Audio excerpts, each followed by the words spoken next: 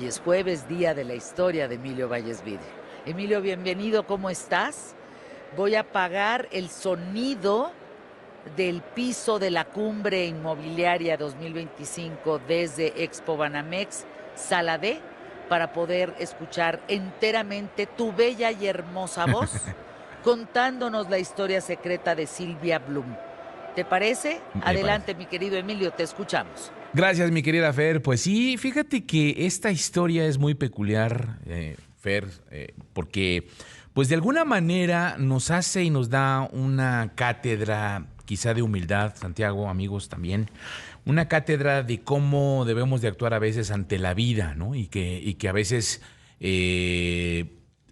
pensamos que la vida no nos da esas oportunidades y más bien están allí, pero no las aprovechamos o no las visualizamos y de repente nos quejamos. Y esto es lo que le pasó a esta mujer, a Silvia Bloom, una secretaria que trabajó durante 67 años en un bufete de abogados en Nueva York y que nunca llamó la atención. Era una joven, una mujer joven que estuvo trabajando de manera contundente, que pues de alguna manera hacía su chamba y que no tenía más allá de lo que podríamos ver en un bufete de abogados.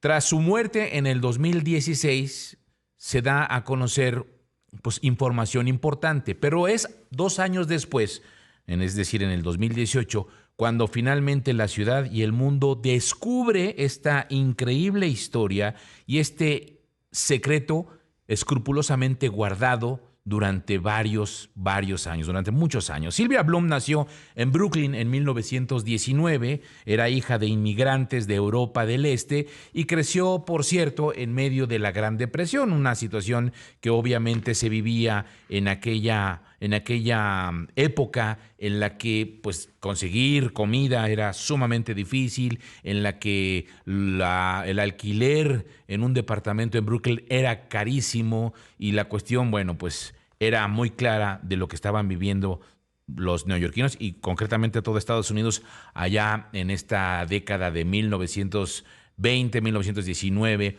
con la Gran Depresión. Pero bueno, el tema es que su vida marcada por la discreción, como les decía, y una administración austera de su vida y de sus recursos. Durante su juventud, niñez y juventud, estuvo asistiendo a la escuela pública, escuelas públicas a lo largo prácticamente de toda su vida, porque tenía que trabajar durante el día y así completa sus estudios en los turnos nocturnos y vive en un departamento modesto de alquiler en Brooklyn junto a su esposo, Raymond Margolis, un bombero jubilado que después este bombero se convierte en maestro. Y tenían una vida, digamos, discreta, tranquila, una clase social media baja.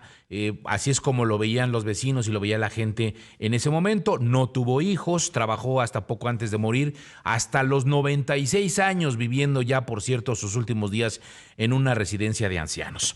Y fue hasta 1947 cuando ya es empleada del entonces pequeño buffet Clearly, Gottlieb, Steen and Hamilton, que llegó a ser un referente global del derecho, ya con más de 1,300 abogados en 16 oficinas en todo el mundo. Es decir, un buffet jurídico que empieza de manera muy pequeña, modesta, en 1947, pero que va creciendo a lo largo de toda su historia y que hoy, como les digo, pues ya son más de 1,300 abogados en 16 oficinas en todo el mundo. Y entre quienes la conocieron o llegaron a tener algún trato con ella durante sus 67 años laborales, destacaban sus cualidades personales. Decían que tenía mucha ética profesional, que era honesta, que era generosa, que era leal, que era muy modesta, que tenía mucha dedicación a lo que hacía y sobre todo porque era una joven inteligente y astuta y si bien no pudo estudiar derecho, sí suplió esta frustración mediante la observación y sobre todo, lo que yo siempre he dicho, la disciplina. Lo más importante de todo es la disciplina. Además, como era en aquellos años, Fer, amigos, Santiago, pues una secretaria, era una todóloga. La secretaria en ese momento de aquellos años, pues era la que hacía todo. Llevaba el café, escribía las cartas, leía la correspondencia, le mandaba flores a la esposa, al esposo, bueno, hacía de todo, hacía las nóminas, en fin. Efectivamente, ella era una todóloga como secretaria y gestionaba las finanzas como los asuntos personales de los abogados a quienes asistió durante varias décadas. El carácter reservado de Bloom queda reflejado al descubrir su pequeño o no tan pequeño secreto, que era ¿qué? La magnitud de su herencia. Bloom mantenía sus asuntos para sí misma y nunca compartía detalles de lo que hacía, ni cómo lo hacía, ni tampoco de sus finanzas. Sin embargo, sus compañeros de trabajo la definían como una persona franca, sin pretensiones, con una mente aguda y una capacidad analítica sobresaliente. Y así fue. ¿Por qué? Porque resulta que Sylvia Bloom había acumulado una fortuna de nada más y nada menos de $9 millones por esos 67 años de trabajo en este buffet. ¿Cómo le hizo? Cualquiera que no la conociera, entonces podríamos pensar que, o sospechar, ¿no? En algún momento que se lo había robado, que había quizá hecho algún tipo de fraude ahí como trabajando en este despacho o algún acto ilícito, pero no fue así. Bloom construyó su patrimonio mediante un método muy sencillo. Replicaba discretamente las inversiones de los abogados para los que trabajaba.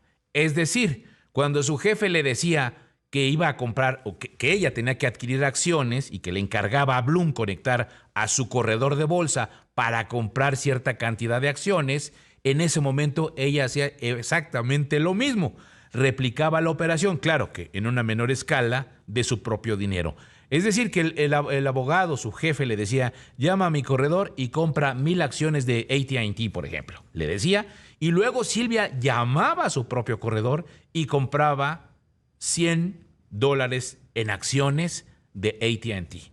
Y esta táctica repetida durante varias décadas permitió entonces que su modesto salario de secretaria creciera hasta alcanzar esta suma inesperada. Su sobrina, que se encargó también pues, de abrir el testamento, que fue su albacea, Jane Locksin, relata que ni su esposo sabía que ella tenía una fortuna guardada a esa magnitud. Ninguna otra persona en el entorno de Bloom conocía la verdadera magnitud de la fortuna de esta mujer. Cuando Jane comienza entonces, por órdenes ya de Sylvia, cuando muere, empieza a revisar sus cuentas, se encuentra con una tremenda sorpresa. En una casa de bolsa tenía 3 millones, en otra 1 millón y así sucesivamente, hasta que termina por reunir efectivamente todos los activos que sumaban nada más y nada menos que $9 millones. Sylvia le pide a Jane que fuera albacea de su testamento, pero también le da instrucciones para que destinara la mayor parte de su patrimonio a obras benéficas, en especial en becas para niños, para jóvenes de bajos recursos, para así poder financiar sus estudios universitarios. Y es entonces que de alguna manera con esta instrucción que ya tenía la sobrina, su sobrina Jane, es como pues determina y se beneficia la fundación Harry Street Settlement, que de acuerdo con David Garza, que es el director ejecutivo de esta misma fundación, la donación de Bloom fue de nada más y nada menos $6.4 millones, convirtiendo esta donación en la más importante de una sola persona, un solo individuo, en los más de 125 años de historia de esta fundación, la Henry Street. Bueno, con este dinero se crea precisamente el Fondo de Becas Bloom Margolis en memoria de Bloom y también de su esposo y de su hermana Ruth. El programa apoya a estudiantes desde 9º grado hasta la finalización de sus estudios universitarios, ofreciendo servicios gratuitos de orientación, les da las becas, los prepara para el examen, las tutorías y las visitas a diferentes campus para que de alguna manera puedan ellos escoger pues la carrera y hacia dónde dirigirse sin el miedo, la preocupación de que pues si conservan la beca pueden terminar sus estudios universitarios. También asegura el seguimiento durante toda la formación superior y según la fundación, el tamaño de la donación permitió entonces de esta manera establecer no solamente estas becas, sino un fondo de dotación, escuchen ustedes, un fondo de dotación que garantiza la financiación perpetua de las becas exclusivamente con los intereses que se van acumulando gracias a estos $6.24 millones de dólares que fueron los que donaron. Ahora, lo demás, los recursos restantes, aproximadamente 2 millones, se pudieron repartir entre otras instituciones benéficas, tal como especificó Blum en su testamento, y así lograr que no solamente esta fundación, sino algunas otras de menor envergadura también pudieran de alguna manera absorber estos recursos. Pero lo más importante de todo es, finalmente, cómo a través de esta disciplina y estos conocimientos que vale la pena subrayar, ella no tenía, pero simplemente a través de la experiencia de visualizar con estos abogados, sus jefes, empieza a replicar el modelo y logra reunir o juntar estos 9 millones de dólares, que de alguna manera, hay que decirlo, Fer, Santiago, amigos, pues se van todo en donaciones, ¿no? O sea, esa habla y muestra de la calidad de persona que llegó a ser Silvia Blum, una persona que, insisto, la describían la gente que la conocía pues como muy modesta, que no vestía con ropa cara, que no se daba lujos, que no era una mujer que ostentaba el tener mucho dinero, que simplemente al final, cuando fallece, que se da a conocer esto porque la sobrina es la que lo da a conocer, ella hubiera muerto simple y sencillamente en el anonimato, sin que nadie se enterara, más que la fundación a la que la dona el dinero. Pero, ves?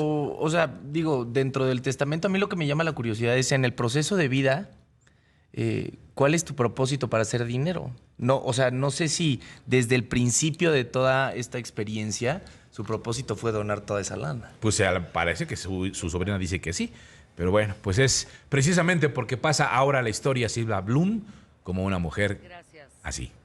Fer. Gracias, querido Emilio. Gracias Santiago por estar aquí en ¿Qué tal, Fernanda? Gran historia, esta historia secreta de Silvia Blum. ¿Cómo se pierde el dinero luego cuando se muere? Por cierto, ya pasó el mes del testamento, qué bueno, háganlo de todas maneras, aunque sea en octubre. Vamos a anunciar.